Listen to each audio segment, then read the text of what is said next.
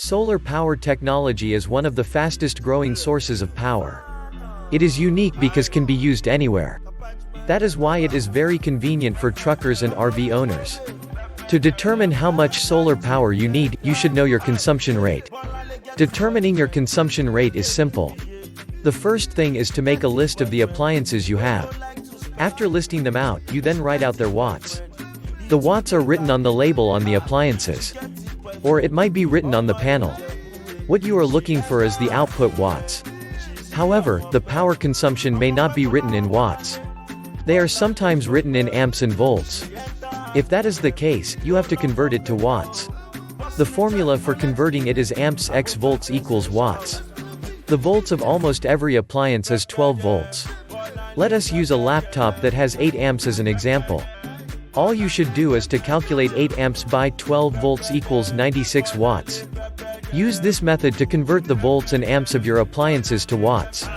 Some appliances may neither give you the amps nor the watts. They may give you the power usage in milliamps. What you must do is to convert it to amps first. To get the amps, divide the milliamps by 1000. That is milliamps, 1000 equals amps.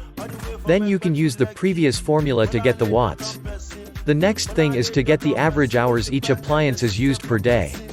Multiply the hours by the wattage of that appliance. That will give you how many watts that appliance uses daily. To make the explanation clearer, let us a television. Calculate the number of hours you use the television in a day. Let's say that the television is used for about 15 hours daily. Then multiply 15 by the wattage of the television. That gives you the television's daily watts usage. Repeat this with all the appliances. Then add up the total watts used daily on all the appliances. With that, you have your daily watts usage. However, there is another way to know your power consumption rate. The alternative is for you to go camping. While camping, you must depend solely on your battery for power. Also, do not conserve power usage. You should use it liberally as you normally do. After 2 days, take note of what you used from the battery. Let us use a 200 amp-hour battery for this experiment. At the end of 2 days, the battery shows that 50% had been used. What it means is that you use about 100 in 2 days. Or 50 per day. To be sure of this result, you should repeat the experiment. With this result, let us look at the number of solar panels needed. First, we should look at what power the panels can produce. On an optimal day of sunshine, a 200 watts panel can produce about 10.9 Ah. Let's assume that there are about 6 hours of sunshine per day. That means the panel will produce about 65.4 amp hours per day. Next is to match the amps of the battery with the watts of the panel.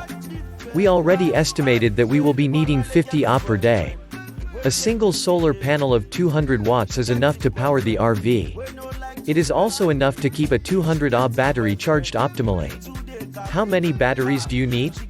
To tap the full benefit of the solar panel, you need a reliable battery. If the battery you have cannot last the night, it is a waste.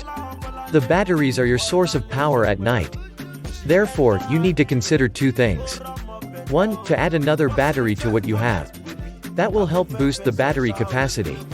Secondly, to change the battery and get one with more capacity. Your choice will depend heavily on the space available in the RV. And another factor is the weight capacity of the RV. This is because these batteries are very heavy. The best type of battery is the absorbent glass mat or AGM. It has a high level power of retaining amps. And they are more advanced than other types of battery. There is also the lead acid battery and the tubular battery. The last thing to consider is the inverter size. The inverter is very important in solar technology. And so also is its wattage. You need an inverter that has enough watts to carry your appliances. Here is what to do in choosing an inverter. Get the appliance you use that has the highest wattage. Check what the watts are. The list we made earlier is still there, so that should not be stressful. Let's assume that the appliance is your microwave. And the microwave has 1500 watts. That means the inverter should not be less than 1500 watts. But that is just the minimum the inverter should be. However, it is not a good idea for us to limit ourselves to the minimum. It is important to give room for a power surge. You also need to accommodate the power need of other appliances. That means the inverter must be a minimum of 2000 watts. But it will be better to go for 2500 watts inverter. If you've enjoyed this video, click the subscribe button below and hit the notification bell so you'll know once we post a new video. Also, drop a comment below so we can know your thoughts. Finally, don't forget to check the description below for more details and visit our site www.zimsolarpoweradvisor.com for more awesome solar power content like this.